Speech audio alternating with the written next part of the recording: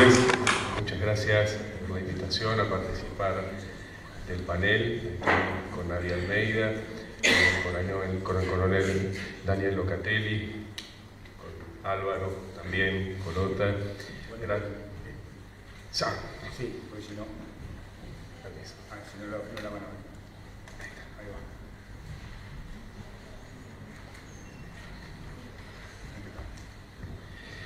Gracias también a Damián Rojas por la invitación y agradecidos también por compartir este momento con la presencia de ustedes en este evento que, bueno, a mí me da mucho placer.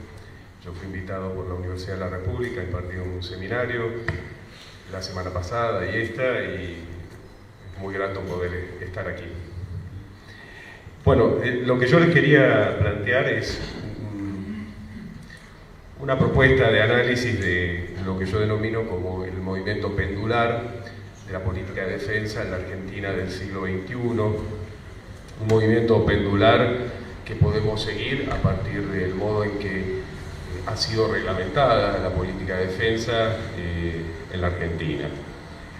El presupuesto que les voy a plantear, o la clave de interpretación de ese movimiento pendular, es el que podemos seguir a partir del análisis de la reglamentación de la ley de defensa. En particular, bueno, ahí yo les presento muy de un pantallazo cuáles son las leyes que organizan el marco normativo de la defensa, cuáles son los decretos, pero particularmente me voy a centrar en la presentación en dos decretos que son claves, reglamentarios de la ley de defensa, uno del año 2006, el decreto 727, durante la presidencia de Néstor Kirchner, y otro que es el decreto 683 de 2018, durante la presidencia de Mauricio Macri. Esos dos decretos muestran ese movimiento pendular que consiste en, por un lado, en el primer decreto, una orientación que define las amenazas externas, objeto de la defensa, como exclusivamente referidas a Fuerzas Armadas de otros estados. La otra perspectiva, la que vemos en el decreto del año 2018, es una definición de las amenazas objeto, las amenazas externas, objeto de la defensa nacional, como unas amenazas que suponen la presencia de actores estatales y no estatales. Si en la primera definición lo que prima es una caracterización de los escenarios globales donde lo relevante serían, en términos de la definición que proporciona ese decreto, los conflictos interestatales, no en la región de América del Sur, pero sí a nivel global, y a partir de un decreto reglamentario de la ley de defensa durante el gobierno de Alberto Fernández en el año 2020, la inclusión como una amenaza externa de una base militar británica en las Islas Malvinas, pero el foco principal entonces está colocado en las amenazas de Fuerzas Armadas de otros estados. Y yo creo que también en esa definición de amenazas externas como puramente estatales, hay también un preconcepto que supone que las Fuerzas Armadas propias, no las de afuera, constituyen en su autonomía una potencial amenaza a la democracia.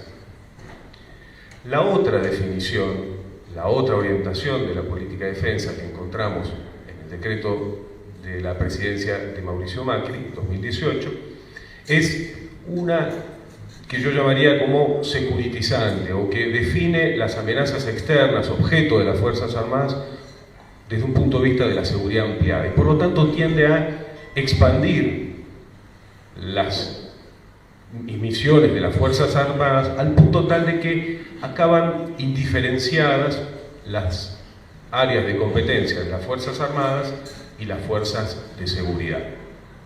Entonces, esa es la tensión polar que se ve en la definición de esas dos orientaciones de la política de defensa. Vamos a ir avanzando entonces en el argumento. Bueno, ahí está, gracias, Daniel. Bueno, una primera cuestión que tendríamos que tener en cuenta es qué dice la Constitución Nacional respecto de una cuestión tan fundamental que es la finalidad de las Fuerzas Armadas en la defensa, porque justamente las dos perspectivas polares discuten cuál es la finalidad de las Fuerzas Armadas asociadas a las amenazas externas. Y en verdad la Constitución Nacional no define una finalidad específica para las Fuerzas Armadas. La Constitución Nacional lo que prescribe es que el Poder Legislativo Nacional, por medio de leyes, y el Poder Ejecutivo Nacional, por medio de decretos, definen la finalidad de las Fuerzas Armadas. De manera que, ya sea por la vía legislativa o por la vía de los decretos, la finalidad de las Fuerzas Armadas y, en consecuencia, cuáles son sus misiones, son objeto del Congreso y del Poder Ejecutivo. No está previsto en el plano, en el plexo constitucional. Y esto es importante porque cuando los defensores de ambas perspectivas denuncian a la otra, al rival, como perpetrador de una reglamentación anticonstitucional, yo entiendo que ambos están errados. Vamos a la siguiente placa. La Ley de Defensa Nacional fue sancionada en la Argentina en un momento donde todavía estaba el proceso de transición a la democracia. Ya había un gobierno democrático, el presidente Alfonsín, que había iniciado en diciembre del 83, pero la Argentina todavía estaba sumida en una situación de inestabilidades, entre ellas una inestabilidad planteada en el ámbito de las relaciones civiles militares por la inadecuación de las Fuerzas Armadas al lugar que les correspondía en el orden constitucional, y ustedes sabrán que es un momento en que entre el año 1987 y el año 1990 se produjeron varios levantamientos militares conocidos como levantamientos Cara Pintada. La ley supuso una gran discusión y fue aprobada con una amplia mayoría, y lo que yo quiero rescatar a los efectos de la argumentación que estamos viendo es que ¿cuál es la definición de defensa nacional que proporciona la ley? Entonces vemos decir que dice la defensa nacional es la integración y la acción coordinada de todas las fuerzas de la nación para la solución de aquellos conflictos que requieren el empleo de las Fuerzas Armadas en forma disuasiva o efectiva, y aquí, para enfrentar las agresiones de origen externo. Punto. No más. Es decir, agresiones de origen externo. Retengamos hasta ahí porque la discusión sobre cómo calificar esa definición de agresiones externas de origen externo son las que van a llevar a discusiones. La Ley de Seguridad Interior fue sancionada en el año 1991 y ofrece en algunos artículos prescripciones que complementan la Ley de Defensa Nacional. Yo les decía, la Ley de Defensa Nacional fue sancionada en un momento de alta conflictividad en las relaciones civiles militares. A partir de 1990, es muy importante, el último levantamiento militar Cara Pintada del año de 1990, en diciembre de 1990, no solo es reprimido por la voluntad política del presidente Menem de no negociar con los líderes Cara Pintada, sino porque la propia conducción del ejército estuvo decidida a reprimirlo y encontró en la oficialidad, en los oficiales, como no había sucedido en los tres anteriores, personal que estaba dispuesto a participar porque se entendía que de prolongarse esa crisis institucional y profesional profunda que se daba en el ejército desde la derrota en la Guerra de Malvinas, el ejército estaba en condiciones de disolverse como fuerza, y no es una expresión a la ligera, tomada a la ligera, era una situación muy grave. Entonces, dato importante, son las propias fuerzas las que deciden reordenar e inscribir a la propia fuerza en el orden constitucional. Y desde entonces en la Argentina las Fuerzas Armadas están subordinadas al poder político. ¿Qué dice la Ley de Seguridad Interior en relación con la defensa? Bueno, plantea tres situaciones excepcionales en las cuales las Fuerzas Armadas deberían ser tenidas en consideración para intervenir excepcionalmente en asuntos de seguridad interior. La primera situación es aquella que se plantea en situaciones de crisis, y ante la conformación de un comité de crisis se puede requerir al Ministerio de Defensa la intervención de elementos de apoyo de las Fuerzas Armadas, esto es, ingenieros, comunicaciones, sanidad, veterinaria, arsenales, para atender los efectos puntuales de una crisis. Esta es una primera situación, pero retengan esto, elementos de apoyo, y por esa situación excepcional. La segunda situación que se presenta es una que es harto evidente, pero fue necesario precisarla, y ahora explico por qué. Harto evidente porque la segunda situación excepcional es la situación en la que se plantea un ataque a jurisdicción militar. Digo es harto evidente porque es harto evidente que el personal de la unidad tiene que defender la misma. Pero, ¿qué había sucedido? Había sucedido recientemente, en enero de 1989, el ataque del movimiento Todos por la Patria, una organización irregular, que sobre un regimiento, el regimiento de infantería de la Tablada, y allí la discusión que se planteó, bueno, ¿cómo se reprimía esa situación? Si solo con los elementos orgánicos de la unidad, si con elementos de las Fuerzas Armadas exteriores a la unidad, o si debían ser las fuerzas de seguridad las que, una vez sobrepasados los elementos propios de la unidad, debían intervenir. Entonces esto lo despejó claramente. En situaciones donde hay una amenaza sobre jurisdicción militar, es la propia fuerza la que tiene la obligación de intervenir. Y la tercera situación es la que se plantea en situaciones donde las fuerzas de seguridad son desbordadas en una situación de crisis, de desorden interno, y el presidente evalúa la intervención de las Fuerzas Armadas, aquí sí, de elementos de combate de las Fuerzas Armadas, pero la Ley de Seguridad Interior prescribe una cuestión clave, y es que la decisión del presidente, el presidente toma la decisión, pero requiere la declaración del estado de sitio, es decir, requiere que medie la declaración por parte del Congreso del estado de sitio para poder efectivizarla. Esas son las tres situaciones previstas en el marco de la Ley de Seguridad Interior para la intervención de las Fuerzas Armadas en asuntos de seguridad interior. Hay una ley del año 1998 que es muy importante. ¿En qué sentido? La Ley de Reestructuración de las Fuerzas Armadas, porque por un lado va a definir en uno de sus artículos la invocación al ejercicio del derecho de organizar las Fuerzas Armadas para el ejercicio de la legítima defensa. Y allí va a invocar ese artículo, el artículo 51 de la Carta de la Organización de las Naciones Unidas.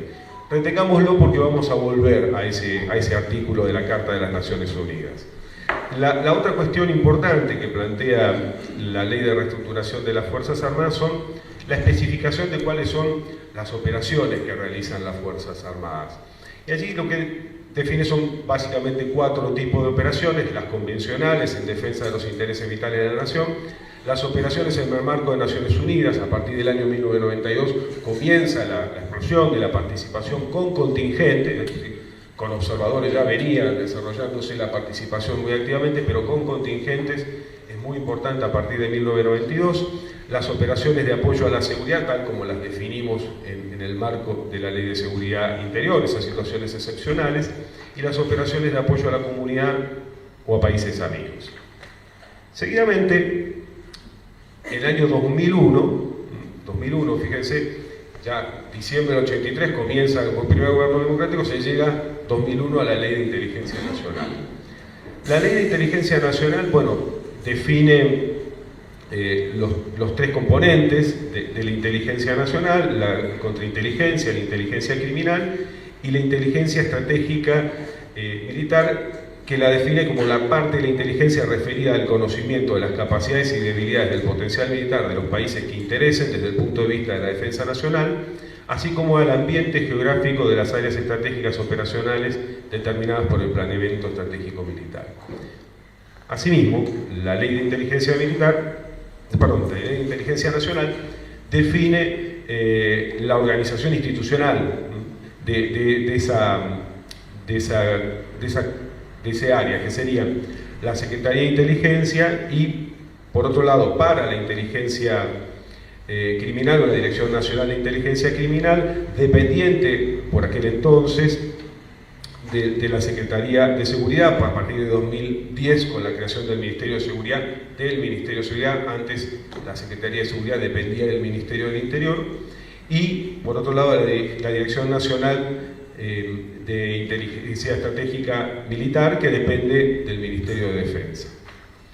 La Ley de Inteligencia Nacional fue modificada posteriormente, en el año 2015, con la creación de la Agencia Federal de Inteligencia. Fue necesario en ese contexto especificar definiciones, pero la ley que crea la AFI, la Agencia Federal de Inteligencia, está más preocupada, colocó más el énfasis en la definición de la inteligencia criminal que de la inteligencia estratégica militar. Si bien comprende como parte del sistema de inteligencia estratégico nacional la dimensión de la defensa nacional y la dimensión de la seguridad interior, el foco está puesto en la producción de inteligencia criminal, que está referida a los delitos federales complejos relativos al terrorismo, el narcotráfico, el tráfico de armas, la trata de personas, ciberdelitos y otros delitos atentatorios contra el orden económico y financiero, así como delitos contra los poderes públicos y el orden constitucional.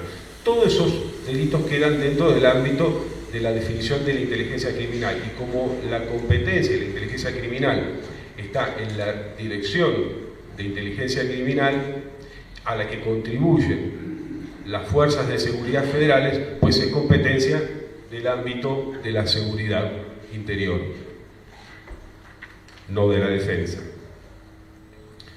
Bueno, yo les decía, la Ley de Defensa Nacional fue aprobada en el año 1988, pero recién se reglamentó en el año 2006. Una larga demora, un largo, yo diría, desinterés político por reglamentar la Ley de Defensa Nacional. El año 2006 se reglamenta, y aquí es importante señalarlo porque en el año 2003, durante el gobierno de Néstor Kirchner, comienza una gestión con ambiciones reformadoras en el Ministerio de Defensa, que es la gestión de Nilda Garré, de la ministra Nilda Garré, donde hay muchas iniciativas de reforma en esa gestión. Entre ellas, el impulso a la reglamentación de la Ley de Defensa. El decreto 727 es justamente, cuando hice la presentación de esta exposición, aquel que definía como agresiones de origen externo, objeto de las Fuerzas Armadas, como aquellas perpetradas por Fuerzas Armadas pertenecientes a otros estados, y colocando el foco en ese sentido. Y una vez más retengamos esto que vengo prometiendo que vamos a ver, y ya lo vamos a ver, que es la invocación que hace también este decreto reglamentario de la ley a cualquier otra forma que sea incompatible, de agresión, que sea incompatible con la Carta de Naciones Unidas. Nueva alusión a la Carta de Naciones Unidas. El otro decreto, el que expresa el otro polo del péndulo, es el decreto 683 del año 2018. Este decreto, como decía, es expresivo de esa concepción de seguridad empleada, una concepción securitista de la defensa, y por lo tanto que amplifica y diversifica las intervenciones o las áreas de competencia de las Fuerzas Armadas. Aquí el texto del decreto dice: las Fuerzas Armadas serán empleadas en forma disuasiva o efectiva ante agresiones de origen externo. Punto. Es decir, origen externo contra la soberanía, la integridad territorial o la independencia política de la República Argentina, la vida y la libertad de sus habitantes ante cualquier otra forma de agresión externa, de nuevo, que sea incompatible con la Carta de Naciones Unidas. Yo estoy alargando lo de las Cartas de las Naciones Unidas, no para tener suspenso, sino porque me parece que el momento para plantearlo es justamente ahora. ¿Por qué señalo que ambos decretos, el 727 de 2006, que define, insisto, las amenazas externas, específicamente como amenazas de Fuerzas Armadas de otros estados, y el decreto 683 de 2018, que define ampliamente las amenazas externas, objeto de las Fuerzas Armadas, dentro de la competencia de la defensa nacional, ¿por qué ambas invocan a la Carta de Naciones Unidas? Bueno, la clave está aquí, me parece a mí, porque la resolución 3314 de la Carta de Naciones Unidas, en su artículo 14, inciso H, cuando define qué es un acto de agresión, dice, incluye el envío por un Estado o en su nombre de bandas armadas, grupos irregulares o mercenarios que lleven a cabo actos de fuerza armada contra otro Estado de tal gravedad que serán equiparables a los actos antes enumerados o la sustancial participación en dichos actos. Es decir, ¿qué introduce aquí la resolución 3314 de la Carta de Naciones Unidas? La figura del proxy, es decir, la figura de un actor no estatal que se constituye en un agente de agresión externo que puede ser objeto en el plexo de la defensa argentina de calificación como una amenaza externa. Ahora, lo curioso es esto, es decir, el decreto 727 del año 2006, que define como exclusivamente estatales las agresiones de las Fuerzas Armadas, evidentemente incluye esta variante, es decir, un proxy, obviamente, instrumento de otro Estado que puede constituirse una amenaza. Y sin embargo, en todo el desarrollo de la planificación estatal que se deriva del decreto 727, la necesidad de separar tan taxativamente defensa de seguridad y la intervención, los objetos de intervención de las Fuerzas Armadas, de Fuerzas de Seguridad, acaba desconsiderando la figura del proxy, es decir, y deja centralmente colocado en un lugar de relevancia las amenazas derivadas de Fuerzas Armadas de otros Estados. Entonces, yo pienso que hay ahí como una tensión en la definición del decreto 727 de 2006. Sin duda, el proxy es un actor que depende de una voluntad estatal, pero no es un actor estatal en sí mismo el que hay que atender. Entonces, es un punto. Repito, ahí hay un problema, tanto como me parece que en el decreto 683-2018 el problema está en la amplificación y diversificación excesiva de las amenazas y por tanto de los actores y esferas de competencia de las Fuerzas Armadas. Vamos al presente, ya voy terminando. Durante la presidencia del presidente Javier Milei, presumiblemente, y es muy evidente, yo creo que es muy elocuente, hay una vuelta del péndulo, un movimiento del péndulo en la misma dirección que fue durante la presidencia de Mauricio Macri. El presidente Milei aprueba un decreto de necesidad y urgencia, el 614, este año, en el cual se reorganiza el área de inteligencia. Nuevamente se define dos dimensiones de la inteligencia nacional, la de la defensa nacional y la de la seguridad interior, y se reorganiza institucionalmente el sistema de defensa, recuperando la antigua denominación de la Secretaría de Inteligencia del Estado, de la CIDE, que va a reunir una serie de órganos desconcentrados que ahí están enunciados, y después por otro lado mantiene la distinción entre inteligencia criminal y inteligencia estratégica militar en dos direcciones, una dependiente del Ministerio de Seguridad y otra dependiente del Ministerio de Defensa.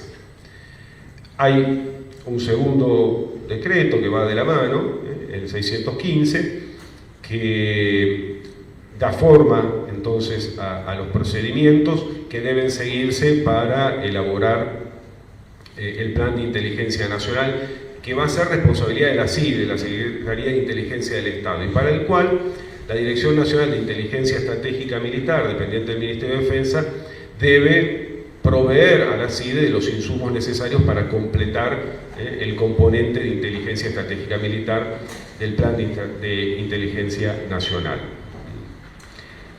Y ya la última, ya acá no estamos dentro del plexo normativo aprobado, sino en el ámbito de lo propuesto. El Poder Ejecutivo impulsó un proyecto de reforma de la Ley de Seguridad Interior en el año de este mismo año, que sostiene que entre sus presupuestos que la Constitución Nacional no establece fines para las Fuerzas Armadas ni una distinción entre seguridad interior y defensa nacional, ni determina la necesaria intervención de las Fuerzas Armadas una vez declarado el estado de sitio.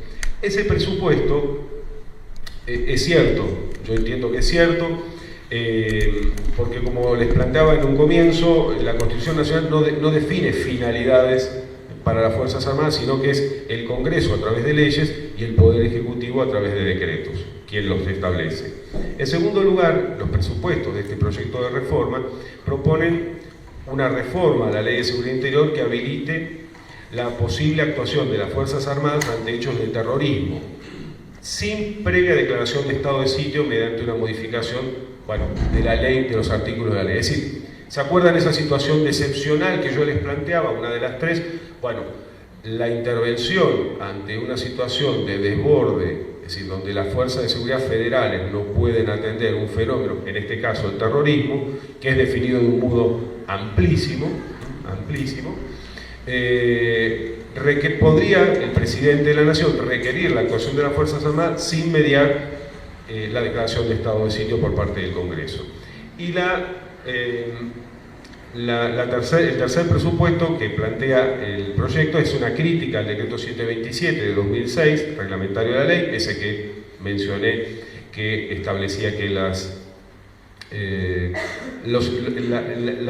defensa nacional debía atender amenazas externas de fuerzas armadas de otros estados exclusivamente, y señala el proyecto de reforma que ese decreto 727 desvirtúa, dice, o se excede en la interpretación del espíritu de lo dispuesto por el Congreso Nacional. Y ahí yo entiendo que en verdad este proyecto de reforma en ese argumento se equivoca, porque como les señalaba, si la Constitución Nacional no prescribe los fines de las Fuerzas Armadas, ni define la distinción entre defensa nacional y seguridad interior, pues es voluntad del legislador, a través de leyes, o del presidente, a través de decretos, de establecer cuáles son esas finalidades. Entonces, la constitucionalidad de los decretos del 727 del 2006 o del 683 de 2018 es válida, de uno y otro, por más que los defensores de uno y otro se tiren piedras por la cabeza alegando inconstitucionalidad. Bueno, el articulado entonces que propone el proyecto plantea la no mediación de la declaración de estado de sitio, y me refiero finalmente, ya dije finalmente y por último, dije finalmente porque como ya dije por último no quiero repetirlo, pero perdón, ya voy a terminar. Plantea, bueno, este es el núcleo, uno de los núcleos, así como la no declaración de estado de sitio es uno de los núcleos problemáticos, muy discutido del proyecto de ley, este es otro. El proyecto plantea la intervención de las Fuerzas Armadas en esta situación. Dice, en caso de producirse un hecho que tenga por finalidad aterrorizar a la población y dé origen a una investigación en el marco, bueno, del artículo del Código Penal, el Comité de Crisis podrá ampliar el requerimiento al Ministerio de Defensa para que las Fuerzas Armadas realicen patrullaje, control de personas y vehículos, operaciones de control en puestos fijos o móviles, control y vigilancia de instalaciones inmuebles, aprehensión en flagrancia. Eso por un lado. Y por otro lado, especifica que en caso de detectar un presunto delito, las Fuerzas Armadas deberán adoptar las acciones necesarias para hacer cesar sus efectos y comunicar su actuación en forma inmediata al fiscal y juez competente. Es decir, define funciones específicamente policiales. Aquí hay toda una discusión, por cierto, porque en verdad este tipo de este tipo de tareas, las Fuerzas Armadas las han cumplido en las misiones de paz, pero las han cumplido como Fuerzas Armadas, y cumpliendo operaciones militares, no operaciones policiales, como es en este caso. Y esta cuestión de que las tareas son definidas en términos de tareas policiales o homologadas a tareas policiales, se ve reforzado cuando en esta propuesta también del proyecto de ley de modificación de la Ley de Seguridad Interior, cuando se definen algo que es muy importante, cuáles son las reglas de empeñamiento, ¿sí? Porque efectivamente estas tareas requieren una clara definición de reglas de empeñamiento. Y entonces el proyecto dice, en estos supuestos el uso de la fuerza se regirá en los mismos términos y condiciones vigentes para las fuerzas de seguridad nacionales, quedando expresamente habilitadas a la realización de operaciones de seguridad interior. Es decir, la homologación La igualación es expresa, bien expresa. Por eso ha generado muchas discusiones, incluso al interior de las Fuerzas Armadas, porque la exigencia de reglas de empeñamiento es algo clave. Pero lo que advierten, yo te diría que casi mayoritariamente el personal de las Fuerzas Armadas, es que efectivamente hay una homologación explícita con tareas policiales. Bueno, ahora sí cierro las conclusiones, o las preguntas que quería plantear y algunas posibles respuestas. ¿Por qué este movimiento pendular en la política de defensa? Ese vaivén de una posición a otra que va y viene en el siglo XXI. Yo digo, en primer lugar, porque la dirigencia política y la sociedad argentina no percibe amenazas externas inminentes o inmediatas en las que emplear a sus Fuerzas Armadas. No percibe amenazas externas y por lo tanto no sabe muy bien qué hacer con esas Fuerzas Armadas. En segundo lugar, algunos sectores de las fuerzas de la política, de la dirigencia política, frente a esa situación de indefinición, optan por dos caminos. Uno, que es el que encontramos, yo diría, prioritariamente en los gobiernos de Néstor Kirchner, de Cristina Fernández de Kirchner y de Alberto Fernández, es que busca empeñarlas en tareas de apoyo a la comunidad, de desarrollo, ¿no? Pero, sin embargo, también en el segundo gobierno de Cristina Fernández, en algunas actividades de seguridad interior, como fue el plan Escudo Norte, es decir, el despliegue de elementos del ejército principalmente en las frontera norte del país en prevención contra el narcotráfico, sin regla de empeñamiento. Y la otra vertiente, aquella que vemos en los gobiernos de Mauricio Macri y en el actual gobierno del presidente Milei, es una orientación que va hacia la ampliación de la intervención de las Fuerzas Armadas en la seguridad interior o en la seguridad pública, y diría que en ambas vertientes existió el interés por involucrarlas en misiones internacionales de paz, solo que desde 2015 las misiones internacionales de paz perdieron, en lo que hace a participación con contingente, un peso muy importante. Entonces, el péndulo se muestra una vez más allí. Ahora yo digo, aunque existen esos movimientos pendulares, el péndulo también tiene un punto fijo. ¿Y cuál es ese punto fijo? El punto fijo es lo que comparten las dos perspectivas, y es que ninguna de las dos perspectivas, yo diría, las dos perspectivas han dado una batalla en el papel.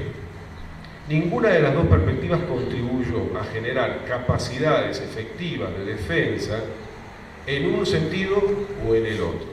La perspectiva que defendió la intervención de las Fuerzas Armadas exclusivamente para atender amenazas de Fuerzas Armadas de otros estados no dotó a las Fuerzas Armadas de la Argentina de capacidades para atender esas amenazas. Si vemos los programas de modernización y de adquisición que se dieron en el siglo XXI en la Argentina, que son pocos, pero lo son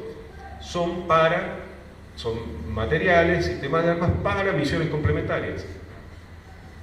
Campaña antártica, seguridad marítima, seguridad en las fronteras, es decir, aviones de transporte, aviones de pasajeros, patrulleras oceánicas, buques multipropósitos, camiones, camionetas, ambulancias, helicópteros, y ya. Y la otra perspectiva, la securitista, tampoco. ¿Por qué? Porque en definitiva la perspectiva securitista, en mi apreciación, encuentra un problema no tanto en la oposición de la política a que las Fuerzas Armadas intervengan en seguridad interior, sino en las fuerzas de seguridad federales. Esa burocracia que dependieron de las Fuerzas Armadas argentinas, Gendarmería Nacional y Prefectura Nacional, hasta el año 83, que a partir del año 84 en democracia pasaron a depender funcionalmente del Ministerio del Interior, luego orgánicamente del Ministerio de Seguridad, y que fueron incrementando capacidades en la atención ya no a las misiones tradicionales que cada una de esas fuerzas cumplieron, sino en la seguridad interior, en los crímenes complejos, en la seguridad interior. Entonces, Gendarmería, Prefectura Nacional, Policía de Seguridad Aeroportuaria y Policía Federal dicen, no, este negocio es nuestro. Y hoy, las Fuerzas Armadas Argentinas, como consecuencia de ese proceso de transición por colapso, ¿no? Es decir, Guillermo O'Donnell decía, a diferencia de lo que sucedió en Brasil, Uruguay y Chile, la transición en la Argentina se dio por colapso. Y entonces, las Fuerzas Armadas, que son desde 1990 Fuerzas Armadas subordinadas al poder político, lo son también porque son una corporación del Estado debilitada. Y entonces no tienen condiciones para lidiar con esa tensión, con esa otra burocracia que incrementó su poder en el siglo XXI, que son las Fuerzas de Seguridad Federal. Bueno, eso. Les agradezco nuevamente la escucha, agradezco a todos por la posibilidad de conversar y ahora, por supuesto, hablaremos mano a mano. Gracias.